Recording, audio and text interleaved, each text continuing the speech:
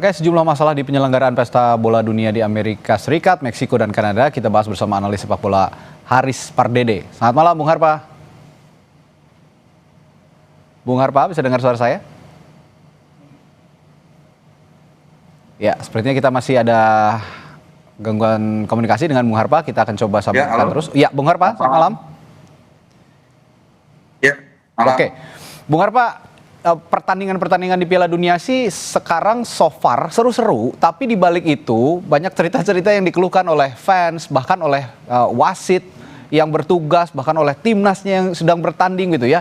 Mulai dari timnas Inggris yang kecolongan, wasit Somalia yang nggak boleh masuk Amerika Serikat, keluhan Jepang soal fasilitas latihan di Meksiko.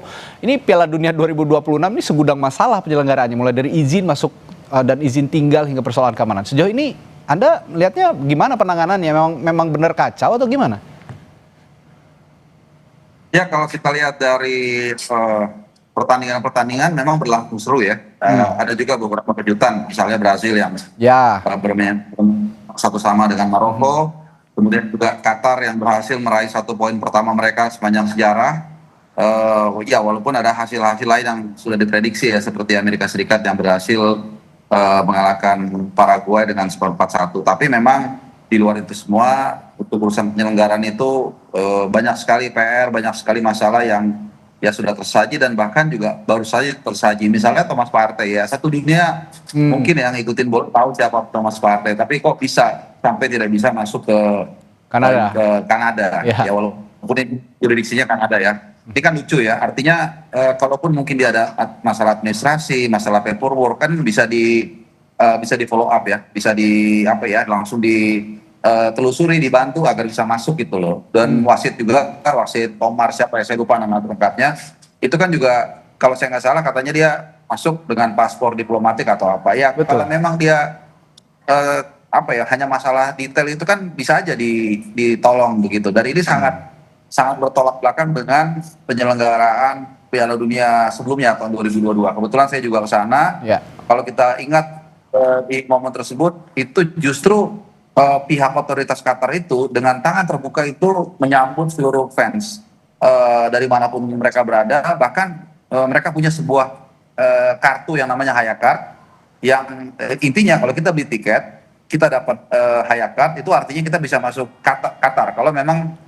negara kita seharusnya menggunakan visa. Demikian juga di Rusia, mereka punya fan ID dan 2014 tidak ada brandingnya, tapi mereka pada dasarnya welcome ke seluruh fans yang datang ke sana. Oke, nah kalau gini sebenarnya FIFA sebagai federasi sepak bola internasional yang menaungi sepak bola di seluruh dunia ini bisa negur negara-negara penyelenggara nggak? Ini mau jadi penyelenggara Piala Dunia tuh nggak gampang loh gitu. Kok sekarang malah banyak kekacauan seperti ini gitu? Bisa nggak sih sebenarnya negur? Begini Mas Ardi. Jadi kita mesti lihat juga sedikit ke arah geopolitik ya, bahwa bandingannya Qatar ini benar-benar bumi dan langit ya. 180 derajat. Qatar itu kan negara kecil. Walaupun mereka kaya, tapi secara geopolitik mereka tidak banyak pengaruh. Sehingga buat mereka, ketika mereka punya kesempatan untuk menyelenggarakan turnamen sepak bola terbesar di dunia, itu buat mereka tuh seperti berkah yang sangat luar biasa. Sehingga mereka men-treatnya itu dengan sangat luar biasa juga. Baik media, baik fans, baik kontestan dan lain-lain. Tapi buat United States of America, buat Amerika Serikat, Piala Dunia itu biasa aja buat mereka. Dan olahraga sepak bola itu bukan olahraga nomor 1 di sana. Mungkin 4 atau bahkan 5 setelah American football, setelah NFL, basket, dan juga baseball. Ya kita lihatlah seperti apa kemudian juga secara geopolitik Amerika Serikat memainkan perannya. Bahkan saya mengingat ada satu statement yang menjelaskan ini semua sebenarnya dalam sebuah kalimat yang eksplisit dari Gianni Infantino. Dia mengatakan, we don't control everything. Kayaknya kita tahu apa yang dimaksud dengan Gianni Infantino. Ya, Amerika Serikat memang negara superpower yang ya olahraga nomor 1-nya bukan sepak bola, intinya sih itu ya. Jadi mereka ya dalam tanda kutip agak abai lah dengan penyelenggaraan sepak bola. Meskipun ini yang katanya terbesar di dunia loh, yang harusnya jadi perhatian. Nah, tapi saya terakhir bertanya, seberapa besar sebenarnya hal-hal seperti ini ya sepertinya dianggap remeh tapi ya cukup serius sebenarnya kalau memang mau dianggap serius. Seberapa besar hal seperti ini bisa mempengaruhi persiapan tim seperti kayak Jepang sarana latihannya kurang mumpuni, Inggris lah yang mau latihan dari Florida ke Kansas City kemalingan di tengah jalan, gimana nih? Ya, bahkan juga kalau kita sedikit mengapungkan contoh itu Iran itu tinggalnya harus di Meksiko, yurisdiksi Meksiko. Dan hari H dia harus saya nggak ngerti ya, mungkin dia naik kendaraan ke Seattle atau kemana kan, pokoknya ke daerah Amerika Serikat ke tempat dia main, lalu di hari yang sama harus pulang.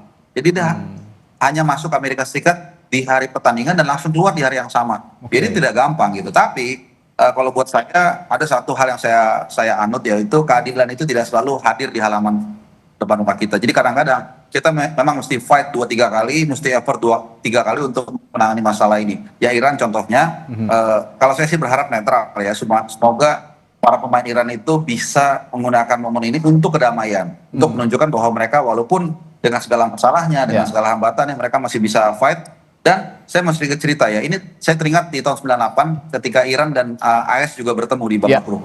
Saat itu semua orang bergembar-gembor, ini akan panas, tapi ternyata sebelum pertandingan mereka malah tukeran bunga gitu sebagai simbol perdamaian. Jadi di tengah tantangan ini saya pikir tiap tim juga harus bisa berani untuk mendabelkan effortnya dan juga usahanya. Sepakat sama Bung Harpa, kalau memang sekarang dibalik ada masalah politik antara Iran dan Amerika Serikat, tapi ini olahraga, ini sepak bola. Semua bisa menjadi mencurahkan semua perhatiannya, kasih sayangnya terhadap satu sama lain di sepak bola. Terima kasih Bung Harpa telah berbagi perspektifnya di Sampai Indonesia Malam. Kita jumpa lain waktu. Selamat malam. Malam.